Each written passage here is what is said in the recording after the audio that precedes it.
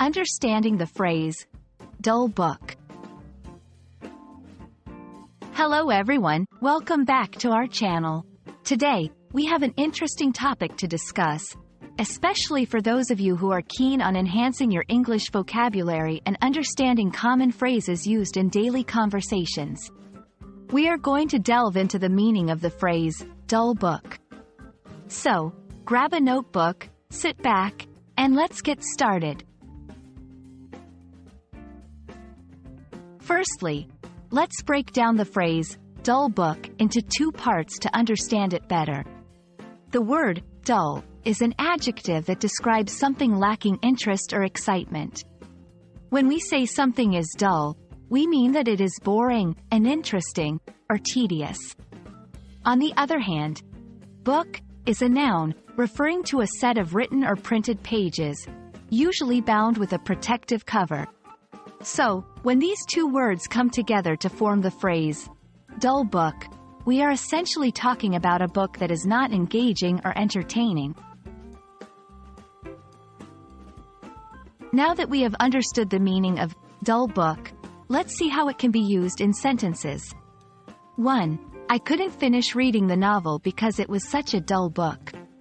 2. Here, the speaker found the novel boring and unengaging, which is why they couldn't finish reading it. 3. Despite its vibrant cover, the content of the book was surprisingly dull. 4. In this sentence, the speaker was deceived by the book's attractive cover, only to find that the content was boring. 5. The author's previous works were amazing, but this one is a dull book. 6. This sentence expresses disappointment, comparing the author's previous engaging works to their latest uninteresting book. To enrich your vocabulary, let's take a look at some synonyms and antonyms for dull, when used in the context of describing a book. Synonyms: boring, tedious, monotonous, uninteresting, dry.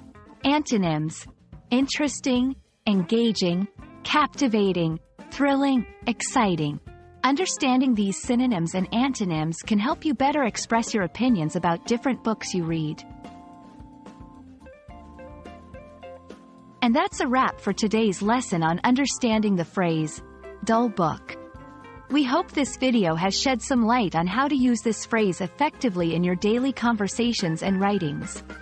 Remember, reading widely and practicing regularly are key to improving your English skills. Thank you for watching, and we hope to see you in the next video.